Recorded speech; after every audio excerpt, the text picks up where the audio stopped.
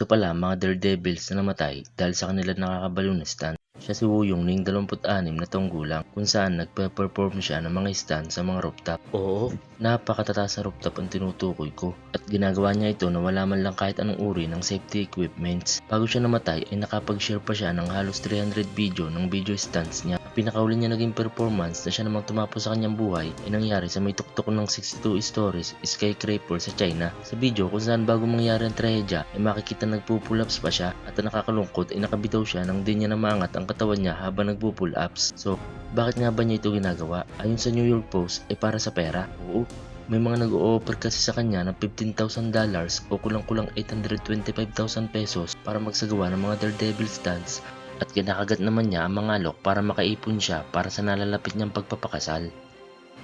At ngayon naman ay si Kylie Stocking. Sinubukan niyang gayahin ang napanood niyang stunt sa may YouTube noong Marso 2013. Ang ginawa niya ay nagduyan siya sa taas na 110 foot sa may Corona Arc sa may Utah at sa pagkatalon niya ay hindi niya natansyang haba ng tali na ginamit niya. Kaya naman sa halip na dumuyan siya ay pumalo siya sa lupa at ang lakas ng impact ang siyang pumatay sa kanya. At ngayon siya naman si Valery Rosov, isang Russian base jumper.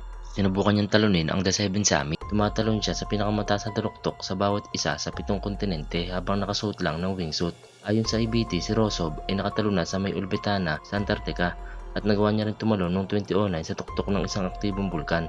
Nakamit niya ang world record bilang taong tumalon sa pinakamataas na tuktok gamit lamang ang wingsuit at nakamit niya ang record na ito nang tumalon siya sa tuktok ng Tibet na may taas na 25,688 foot.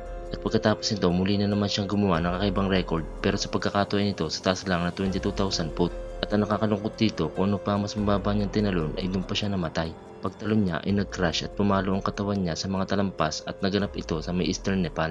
Sa kabilang banda, ito naman ang sikat na base jumper na naaksidente during stunt. Siya si Dean Potter at si Graham Hunt. Namatay silang parehas sa may Yosemite National Park nang tumalon sila. Pinakatuktok nito habang nakasuot lang na wingsuit, nag-crash sila sa mga batuhan. Dahilan ng kanilang pagkamatay, malinaw sa sinapit nilang dalawa na ang matagal na karanasan o experience ay hindi katibayan para masabi mong ligtas ka na sa lahat ng kapamakan. Bakit kamo? Potter ay halos 20 times nang tumatalon sa ganung taas at parehas sa linihan pero ang ending napahamak pa rin sila sa bandang huli. At ngayon ibalingwas tayo ng kaunti.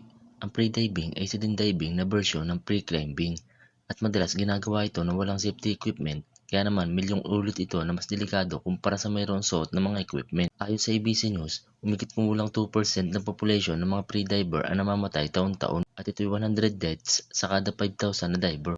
Noong 2002, ang pre-diving na si Audrey Mestre ay sinubukang i-break ang world record dive sa lalim na 531.5 feet. Okay naman sa unang lahat, pero nung papaaw na nga siya, dito na nagkaroon ng problema dahil ng pagkamatay niya. Ayon sa Miami, ang sanhi ng pagkamatay niya ay equipment failure. Ang no limits pre-diving kasi ay ang air tank nila ay nilalagyan ng balloon para nga naman mas mabilis makaangat ang diver pabalik sa ibabaw ng tubig. Pero ang problema, ang air tank niya ay walang sapat na hangin para palubuhin ng balloon. Ang resulta, hindi siya nakaahon agad. Grabe no? Ikaw, magkano halaga ang kailangan mo para gawin mong isa sa ginawa nila? Comment down below.